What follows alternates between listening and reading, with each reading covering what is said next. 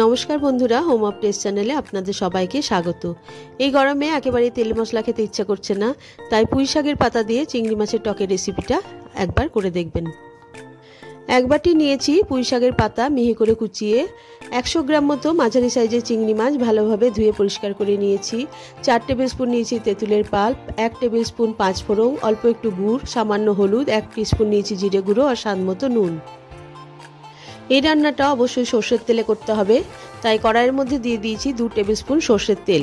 তেলটা আমার ভালো মতো গরম হয়ে গেলে দিয়ে দিলাম পাঁচফোড়নটা। পাঁচফোড়ন থেকে সুন্দর গন্ধ বেরোলে চিংড়ি মাছটা দিয়ে 30 সেকেন্ড মতো একবার নেড়ে নিলাম। এরপরে একটু ঝালের জন্য আমি 2টো চেরা কাঁচা লঙ্কা দিয়ে দিলাম।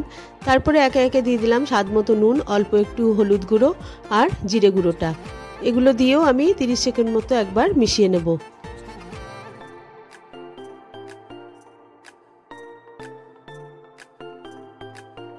এরপরে একে একে দিয়ে দিলাম পুঁই শাকের পাতা, অল্প একটু গুড় আর তেঁতুলের পাল্পটা।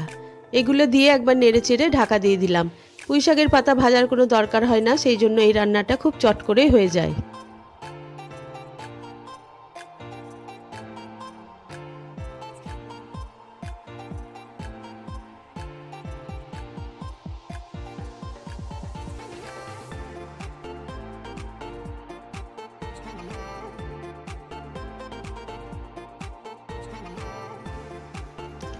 ঠিক 4 থেকে 5 মিনিট পর ঢাকা খুলে ওপর থেকে বেশ 1 টেবিল স্পুন মতো সরষের তেল ঘুরিয়ে গ্যাসটা বন্ধ করে দিলাম।